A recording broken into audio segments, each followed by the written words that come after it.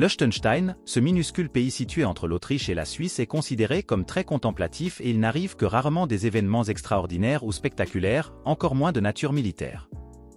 Mais par une fraîche nuit d'hiver de l'an 2007, la paisible principauté du Liechtenstein est soudain devenue le théâtre d'une invasion inattendue.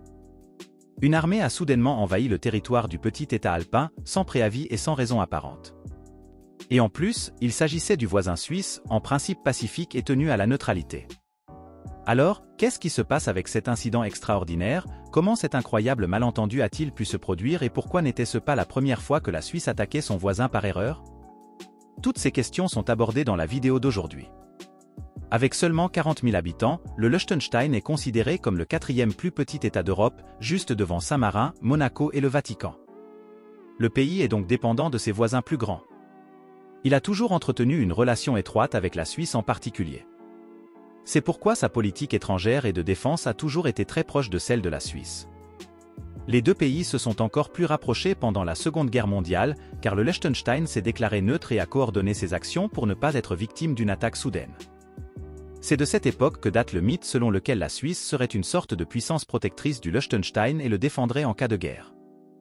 Mais en réalité, ce n'est pas le cas, comme l'a encore expliqué un porte-parole de l'Institut Liechtenstein dans une interview l'année dernière. La Suisse n'est pas une puissance protectrice et n'a fait aucune promesse légale de sécurité. Le mythe vient du fait que depuis la Seconde Guerre mondiale, le Liechtenstein a souvent été considéré comme un autre canton suisse d'un point de vue économique. Et en ce qui concerne la protection contre les catastrophes et la protection de la population, le pays est en étroite coordination avec son voisin. Mais en ce qui concerne la politique militaire et de défense, l'armée suisse ne serait pas obligée de défendre le Liechtenstein en cas de guerre. Cela ne serait d'ailleurs pas compatible avec la déclaration de neutralité de la Suisse. Et le Liechtenstein se déclare lui aussi toujours neutre. Et un accord constituerait une sorte d'alliance militaire. Mais dans la réalité, les deux pays collaboreraient certainement étroitement en cas d'invasion et se soutiendraient mutuellement.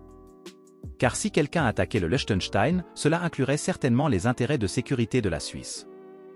Il était donc d'autant plus surprenant qu'une telle invasion de la petite principauté ait effectivement eu lieu, mais qu'elle ait été lancée par la Suisse. Il faut remonter au 1er mars de l'année 2007. Au milieu de la nuit, une troupe de 170 hommes de l'armée suisse effectuait en fait un exercice de routine, mais celui-ci a rapidement pris une tournure inattendue.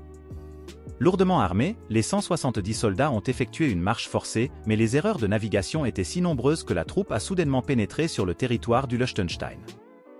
Et pas seulement en traversant la frontière d'une manière ou d'une autre, mais en parcourant plusieurs kilomètres. Il ne faut pas oublier que le Liechtenstein ne fait que 12 km de large.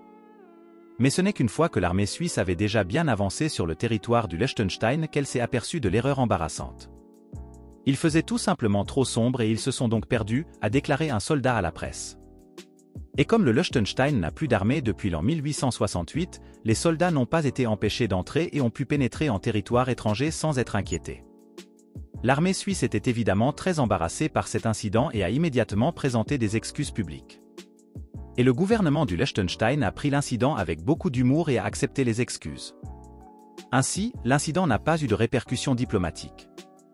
Mais ce n'était pas le premier incident de ce genre, la Suisse avait déjà attaqué son voisin par erreur en 1985. À l'époque, l'armée suisse avait involontairement tiré des roquettes sur le pays voisin lors d'un exercice d'artillerie hivernale. Cela a provoqué un grand incendie de forêt et la Suisse a dû payer quelques millions de francs suisses en guise de dédommagement.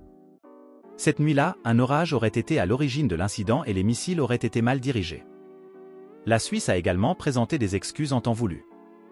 Et nous ne pouvons qu'espérer qu'à l'avenir, la Suisse s'abstiendra de telles attaques et invasions sur son petit pays voisin.